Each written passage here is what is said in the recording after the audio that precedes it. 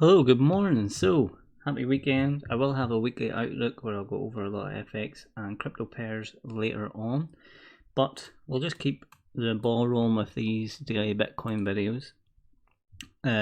Two levels I'm watching for longer term plays is this support down here and then this resistance here. So if we break out, retest, and then I'll be looking for longer term plays to the upside. Likewise, if we break down this way, at the moment we're sort of in the middle of no man's land between these two levels. So if we go down into the lower time frames, we could sort of frame a trade idea I've been looking at for a few days, but let's just mark out the middle of this range. As you can see, it's acting as nice support and resistance.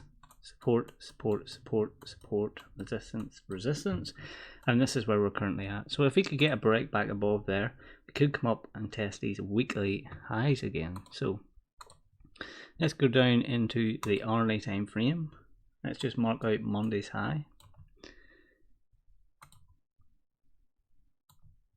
pull that across. You can see that's capping any upside for the time being. Resistance, resistance, some resistance here. Let's add a little bit more confluence. So let's take this high.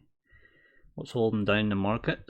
Whoops, what's holding down the market? We have resistance here, resistance here, resistance here. So what would clear the path to the upside is if we could get a strong impulse move to the upside, come back down, retest Monday's high, break this structure pullback, and then be looking for higher prices, just straight into that previous weekly high again, because I'll take most off, and then just in case we get a run up, I'll leave a little on. But that's the only sort of trade idea I can see. We're also coming off